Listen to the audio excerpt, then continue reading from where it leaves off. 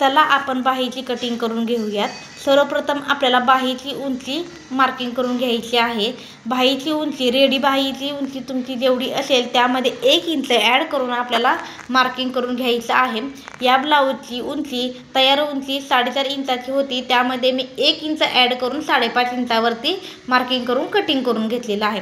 खालच्या साईडला अर्धा इंच आणि वरच्या साईडला अर्धा इंच शिलाईमध्ये गेल्यानंतर आपल्याला बरोबर 4.5 इंचाची बाही तयार भेटणार आहे। पहा अशा पद्धतीने तुम्हालाही तुमची जेवढी बाही असेल त्यामध्ये 1 इंच ॲड करून बाहीचं माप टाकून घ्यायचं आहे अशा पद्धतीने। त्यानंतर आपण बाहीची रुंदी टाकून घ्यायची आहे। जेवढी तुमची छाती असेल त्या छातीचा चौथा भाग जेवढा होईल तेवढी तुम्हाला बाहीची मार्किंग करून घ्यायची आहे। पहा अशा पद्धतीने या ब्लाऊजच्या छाती 36.5 इंचाची होती, त्यानंतर त्याचा चौथा भाग 9.25 इंच होतो, तर मी 9.25 इंचावरती मार्किंग करून कटिंग करून घेतलेला आहे। पहा अशा पद्धतीने तुम्हालाही तुमची बाही जेवढी असेल त्याचा चौथा भाग करून मार्किंग करून घ्यायची आहे।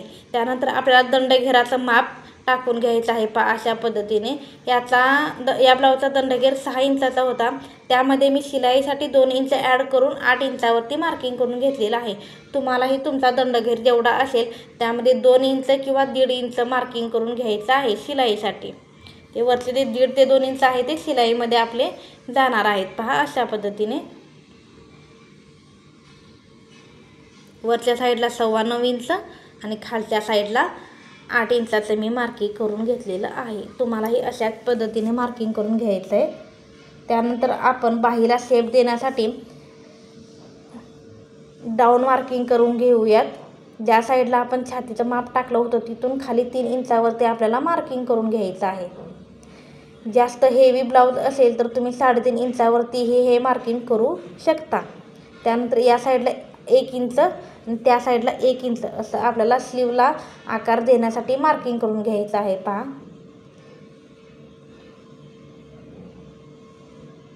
खूप सोपी पद्धत आहे बाही स्लीव कटिंग करण्याची।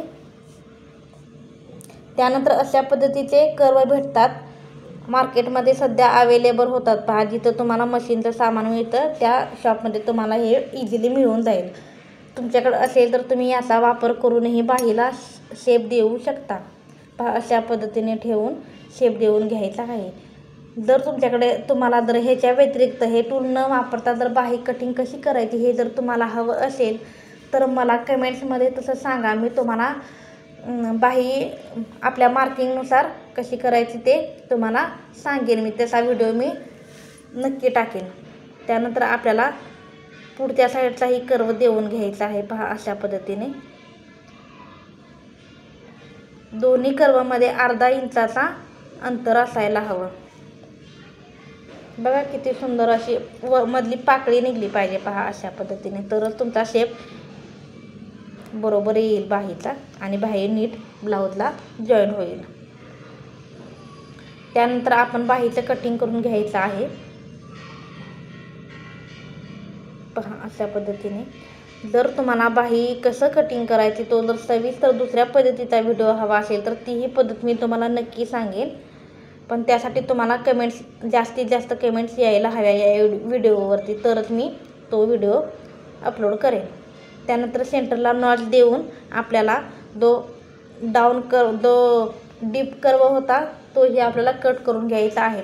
हा डीप कर्व आहे तो आपल्या बाहीच्या फ्रंट साईडला येईल आणि जो उभार कर्व आहे ना तो आपल्या ब्लाऊजच्या बॅक साईडला येणार आहे। पहा अशा पद्धतीने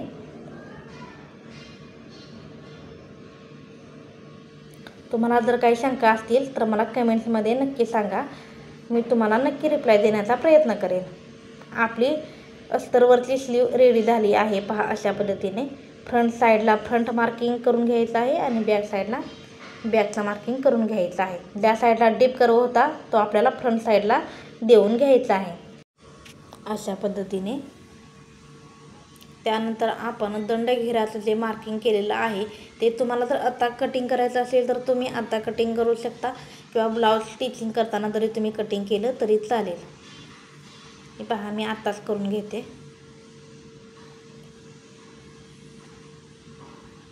असेच नवनवीन व्हिडिओ पाहण्यासाठी आपल्या चॅनेलला लाईक, शेअर अँड सबस्क्राईब करायला अजिबात विसरू नका। अशा पद्धतीने आपली स्लीव रेडी झालेली आहे पहा. त्यानंतर आपण ही स्लीव मेन फॅब्रिकवरती ठेवून मेन फॅब्रिक कटिंग करून घ्यायचं आहे. सध्या मार्केटमध्ये असे स्लीवला डिझाईन असलेले साड्या खूप आहेत आणि त्याचं फॅब्रिक खूप सुळसुळी असतं. त्यामुळे तुम्ही बाही तिरकी न होण्यासाठी डिझाईन टू डिझाईन फॅब्रिक ठेवून मेन फॅब्रिक कटिंग करून घ्यायचं आहे पहा. अशा पद्धतीने फॅब्रिक सुळसुळी असेल तर वर अस्तर आणि फॅब्रिकला एक पिन तुम्ही जॉईन करून घेऊ शकता अशा पद्धतीने. आणि नेहमी मेन फॅब्रिक हे अस्तरपेक्षा अर्धा इंच एक्स्ट्रा कट करायचं आहे, जेणेकरून बाही स्टिचिंग करताना तुम्हाला काही प्रॉब्लेम येऊ नये आणि परफेक्ट पद्धतीने तुमची बाही रेडी व्हावी पहा. अशा पद्धतीने आपली बाही रेडी झालेली आहे. भेटूया नेक्स्ट व्हिडिओमध्ये. बाय.